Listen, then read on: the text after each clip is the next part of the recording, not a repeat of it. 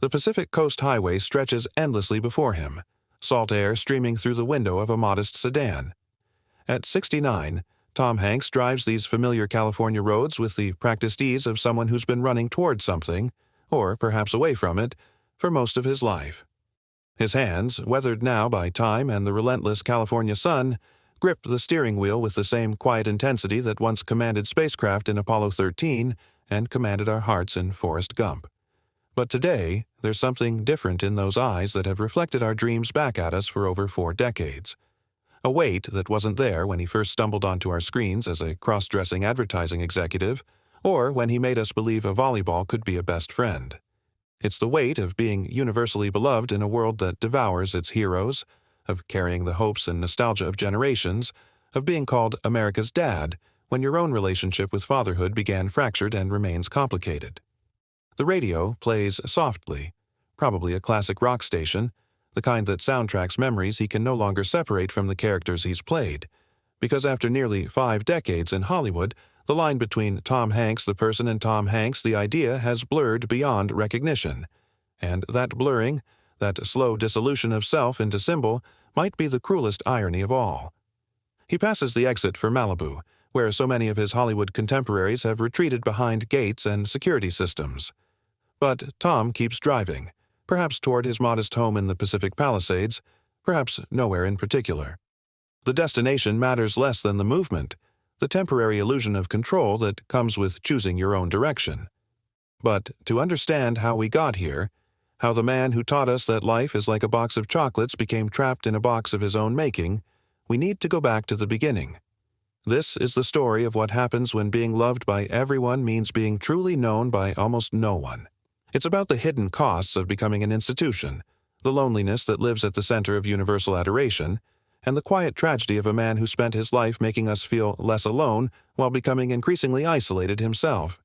It's about the peculiar burden of carrying a nation's need for heroes, and what happens to the human being underneath when the pedestal becomes too high to climb down from. If this story moves you, tap like so others can find it, because sometimes the most important conversations happen in the spaces between the applause, in the silence after the standing ovation ends. The first wound came early, as they often do. Thomas Jeffrey Hanks was born on July 9, 1956 in Concord, California. But home was never a place. It was a series of places, a constant migration that would shape everything that came after.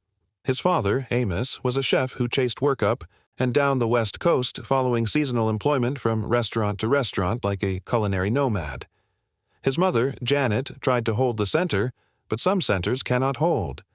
By the time Tom was 4, that center had collapsed entirely.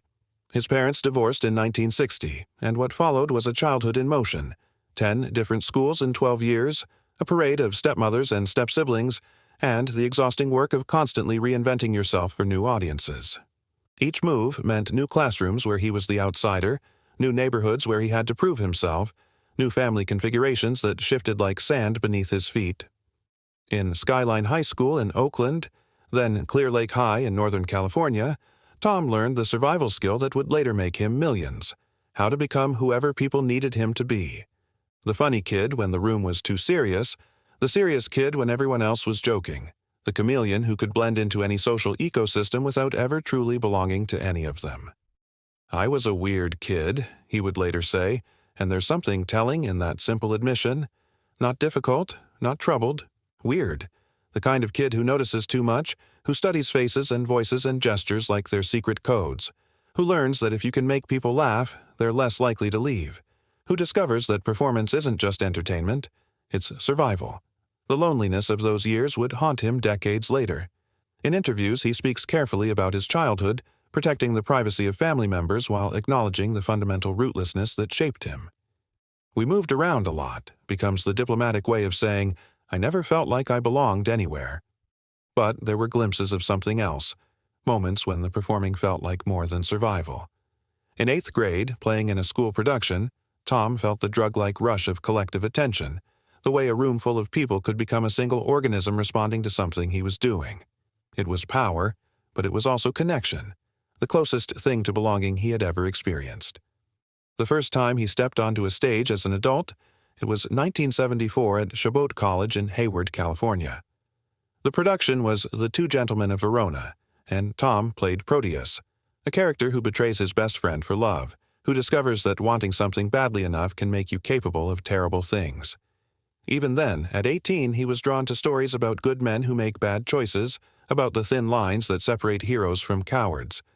But it was the laughter that hooked him. Not the polite applause or the scattered chuckles, but that moment when an entire room full of strangers suddenly became conspirators in the same joke. For a kid who had spent his childhood as a perpetual outsider, that sound was everything. It was belonging. It was home. It was the first taste of a drug he would spend the rest of his life chasing. He transferred to California State University at Sacramento, studying theater arts with the intensity of someone who finally found his calling. But college felt like playing house when what he really wanted was to play grown-up. In 1977, at 21, he dropped out and moved to New York City with $100 in his pocket and a head full of dreams that probably seemed ridiculous even then. New York in the late 70s was a city on the edge of collapse. Bankrupt, dangerous, electric with possibility.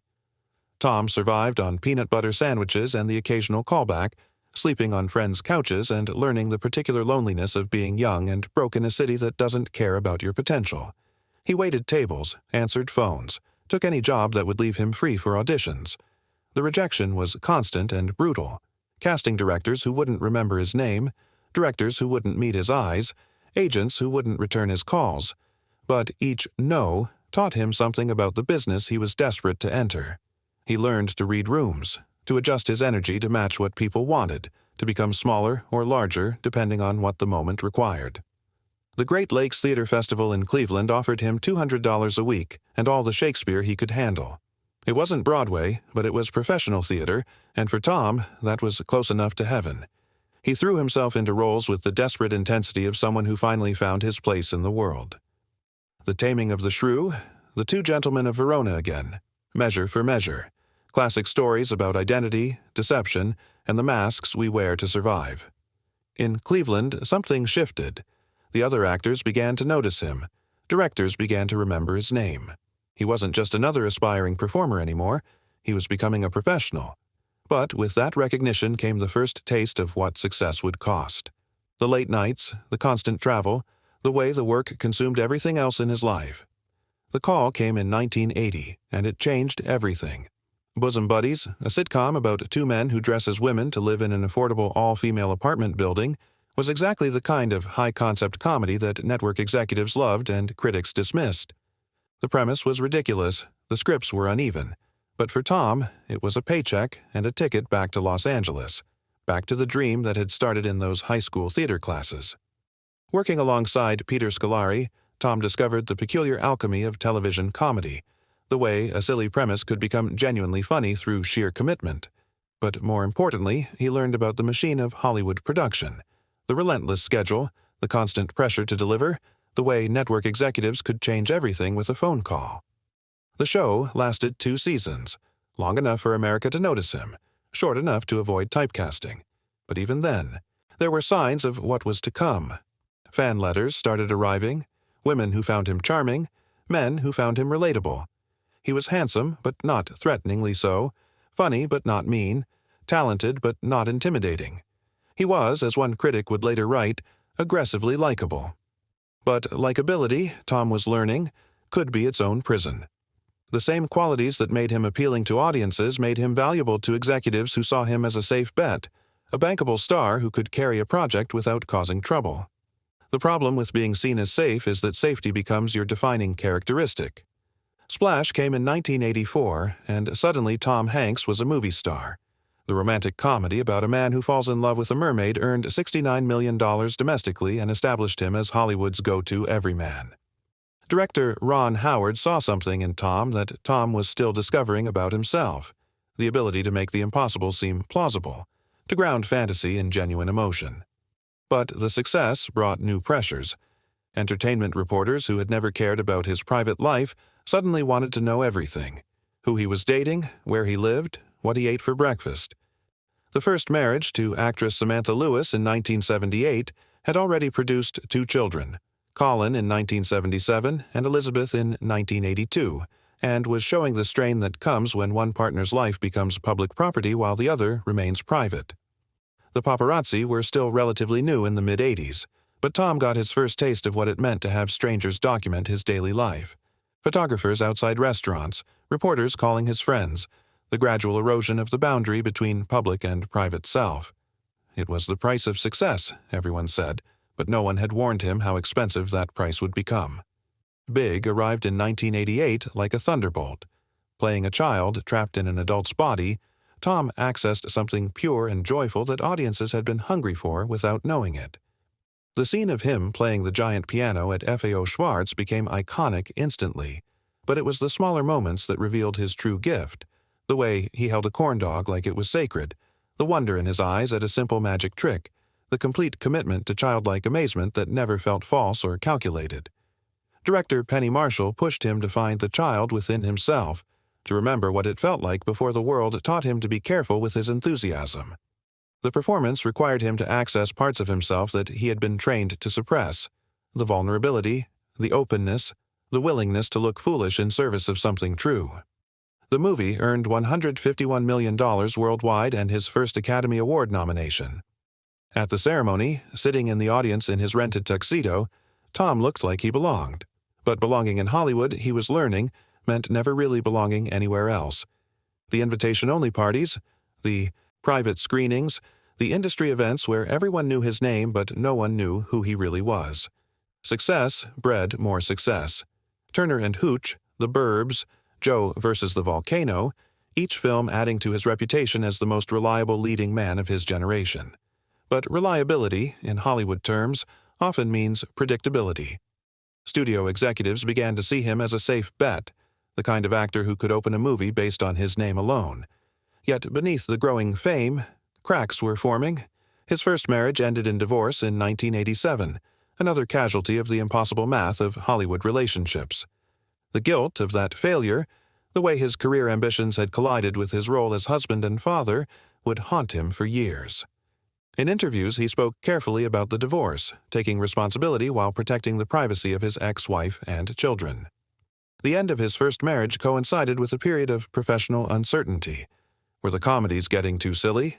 Was he being typecast as the nice guy who never got to explore darker territory? The questions that keep successful actors awake at night began to creep into his thoughts. Then came Rita Wilson. They met on the set of Volunteers in 1985, and their relationship became one of Hollywood's most enduring love stories. Rita, a successful actress and producer in her own right, understood the business in ways that allowed their relationship to survive the pressures that had destroyed his first marriage. But even that happiness carried weight.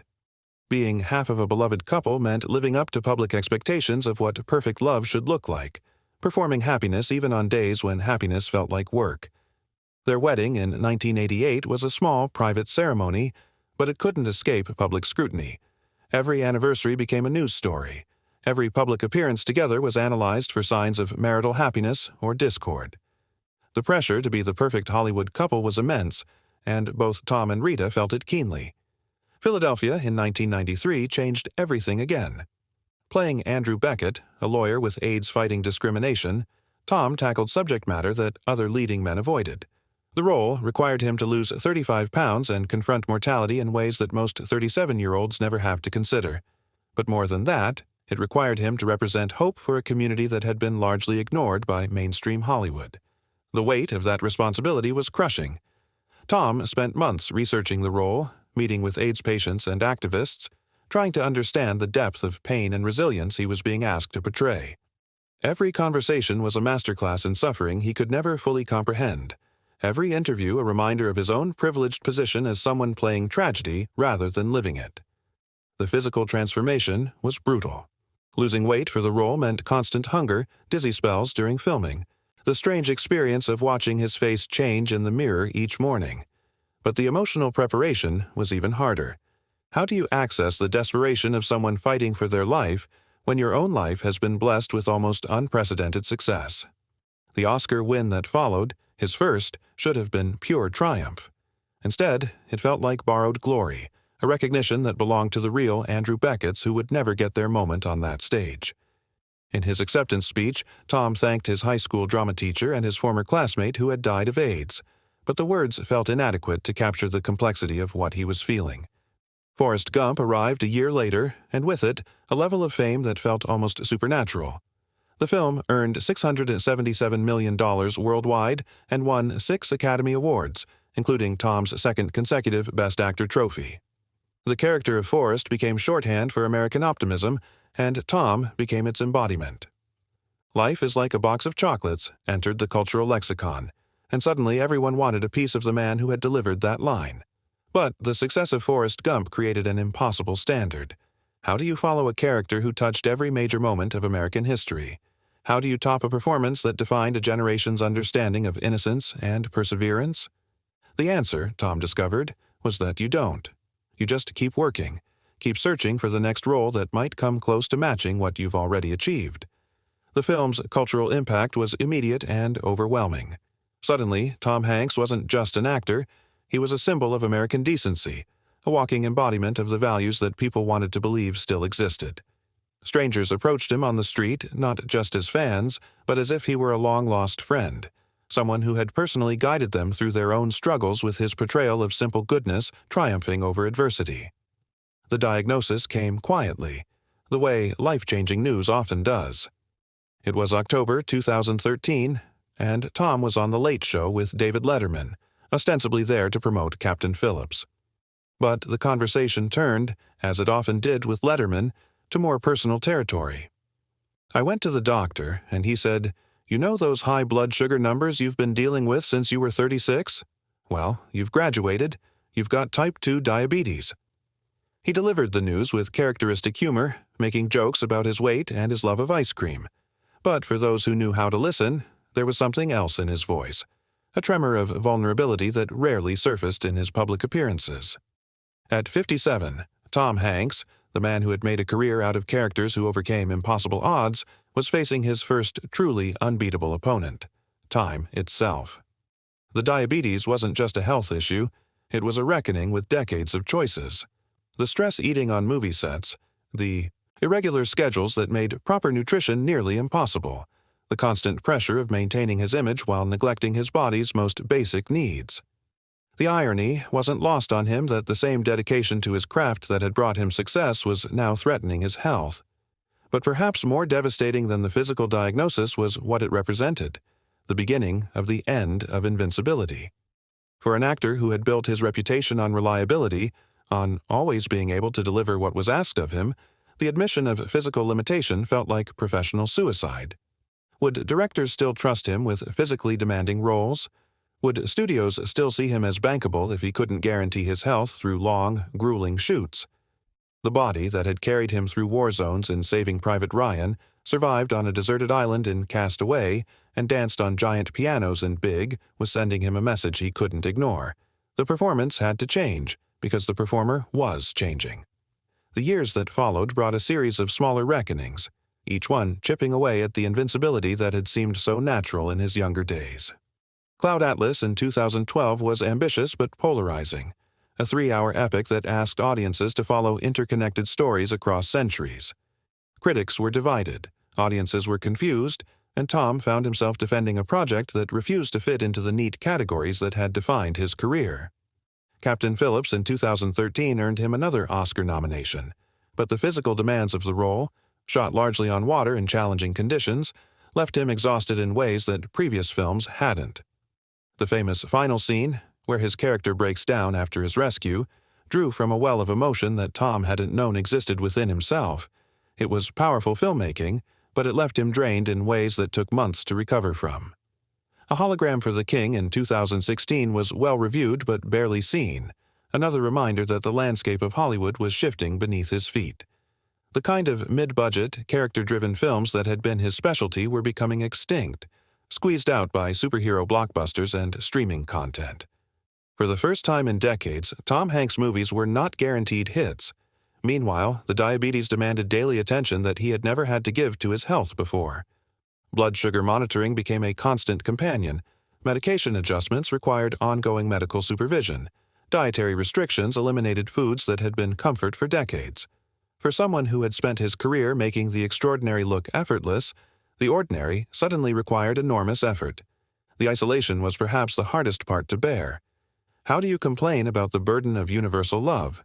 How do you express loneliness when millions of people feel they know you personally? How do you admit fear when your entire public persona is built on reassuring others that everything will be okay? In interviews during this period, Tom maintained his characteristic warmth and humor, but those closest to him noticed the subtle changes. The way he seemed to choose his words more carefully, as if every sentence might be his last public statement. The way he looked at younger actors with something that might have been envy, watching them discover the drug of audience adoration for the first time.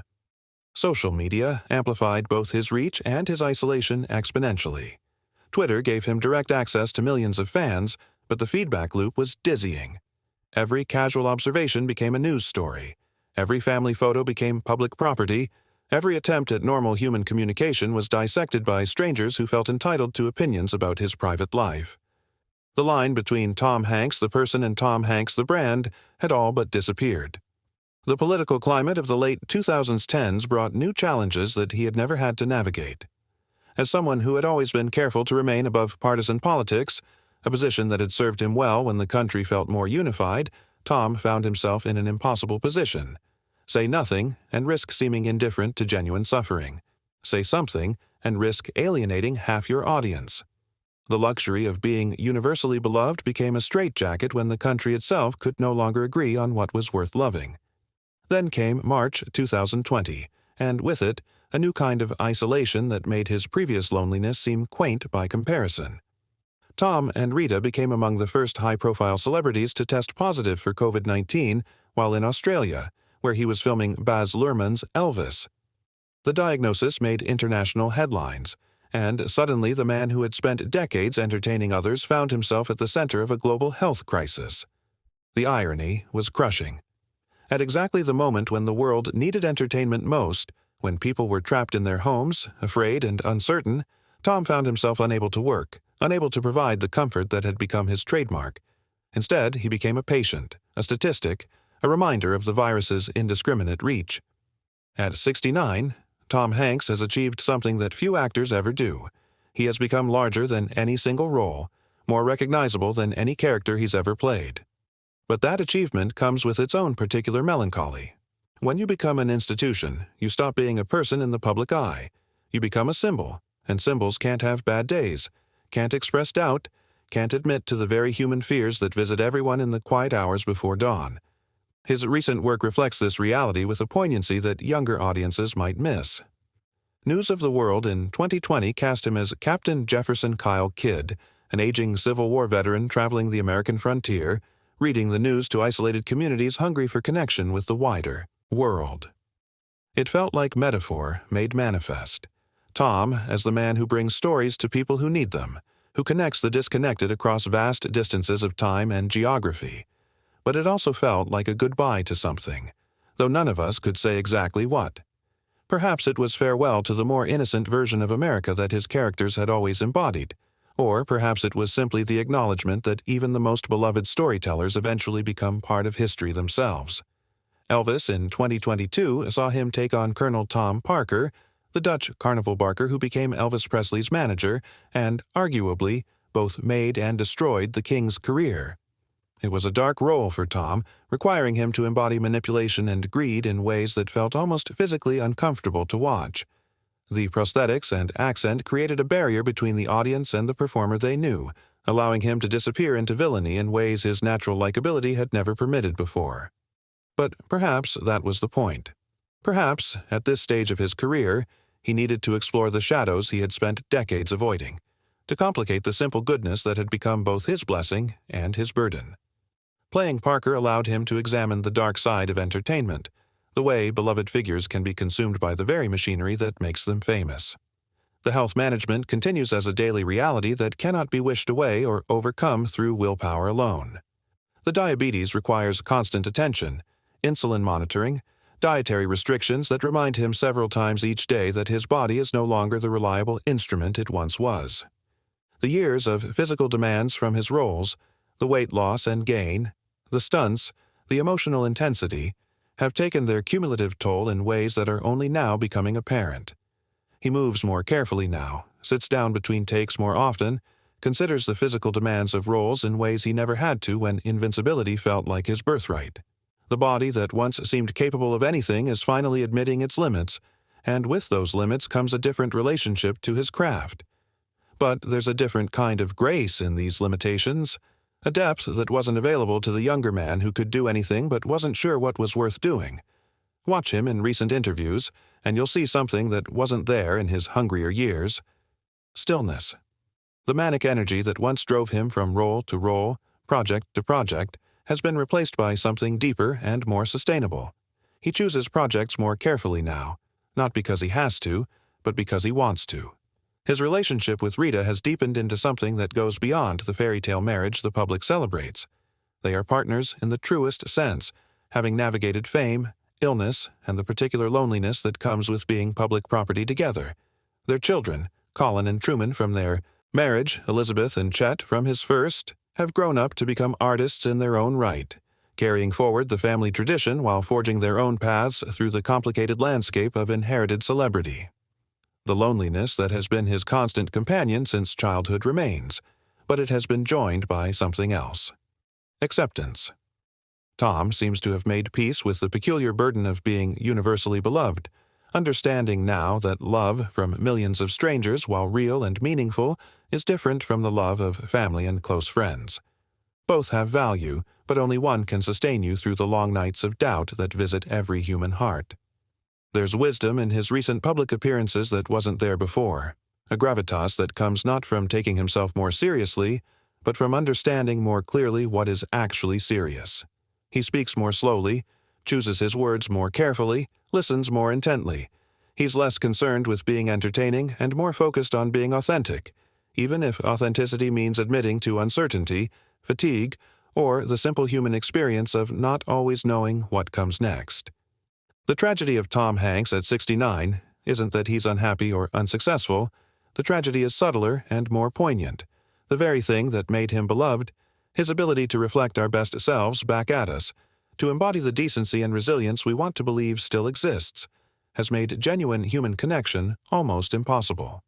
He has become so good at being what we need him to be that he's forgotten, or perhaps never learned, how to simply be himself without considering how that self will be received, interpreted, and judged by millions of people he will never meet.